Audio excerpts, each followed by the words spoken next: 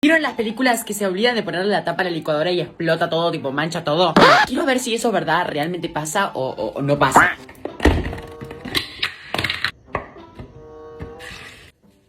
Viene así, el colesterol arriba. Vamos a licuar esto, vamos a ver si esto es verdad.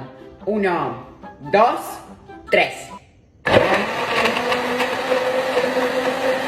¿Me está jodiendo? Esto no mancha nada.